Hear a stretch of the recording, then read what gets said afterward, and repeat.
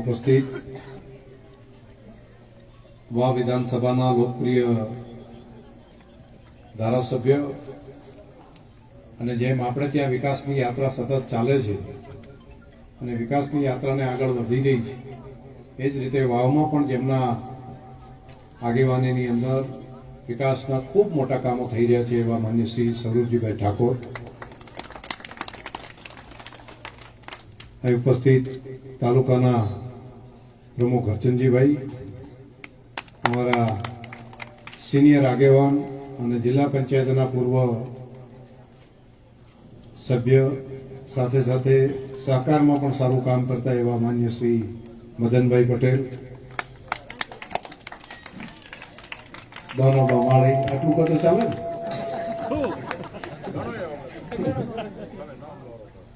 સાથે આપણા પ્રાંત અધિકારી શ્રી અનાજી ઠાકોર, તાલુકા પંચાયતના પૂર્વ પ્રમુખ શ્રી બાપજી, બધા આયદાનભાઈ, બધા આગેવાનો, તમામે તમામ ગુવાભાઈ, અહીંયા પ્રવીણભાઈ,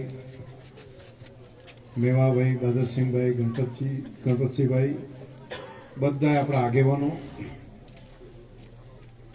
અને કિયાલ ગામમાં વિશાળ સંખ્યામાં ઉપસ્થિત સૌ માતાઓ, બહેનો, વંદનીય વડીલો અને આજુબાજુમાંથી પણ સૌ આવેલા આગેવાનો. કિયાલની ગ્રામ પંચાયત એટલે ગામ સચિવાલયનું આજે લોકાર્પણ કરવામાં આવ્યું. હું સરપંચશ્રી અને એમની સમગ્ર ટીમને હૃદયપૂર્વક ખૂબ ખૂબ અભિનંદન આપું છું. આખા ગામને પણ હૃદયથી ખૂબ અભિનંદન આપું.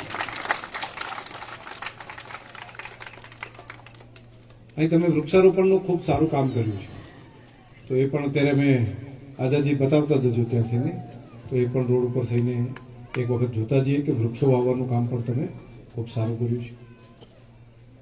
હમણાં ગોળિયા વિસ્તારની શાળા, એના મકાનનું લોકાર્પણ કરીને અમે અત્યારે અહીંયા આવ્યા છીએ. એ પણ બહુ સરસ કામ થયું છે. હું એ ગામમાં આવ્યો,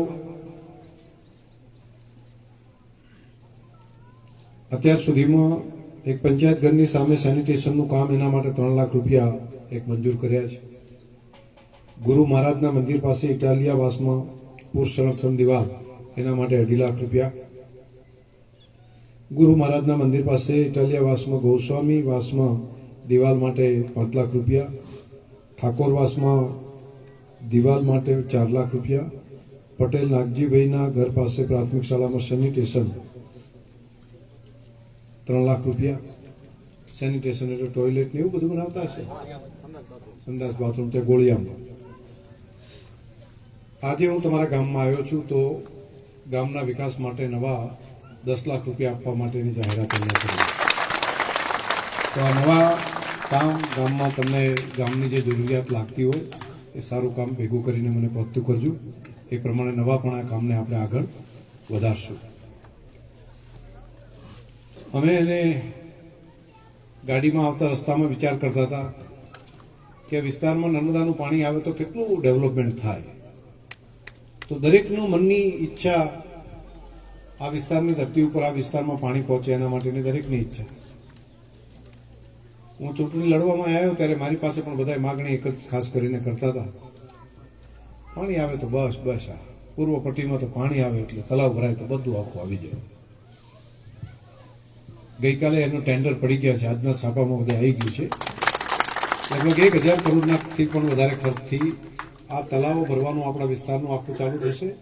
હંગાત ધાનેરાને ભેગું લઈ લીધું છે. પાડામાં ફાયદો કર્યો છે.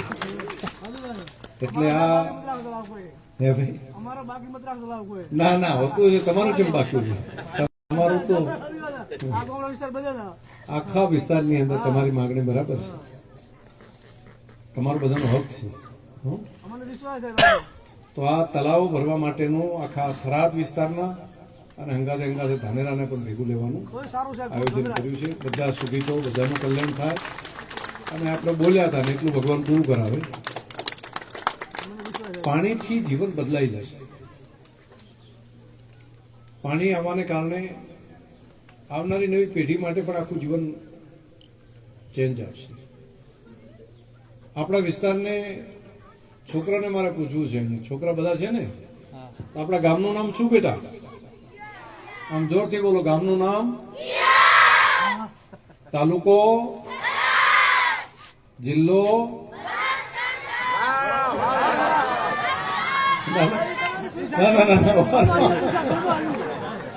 ના હજુ તમને બે બદલવાનું છે તમારે. તમે બોલો ગામ, થોડા દિવસમાં તાલુકો બદલાશે અને થોડા દાડાની અંદર જિલ્લો પણ. જિલ્લો કયો બનશે? કયો જિલ્લો બનશે?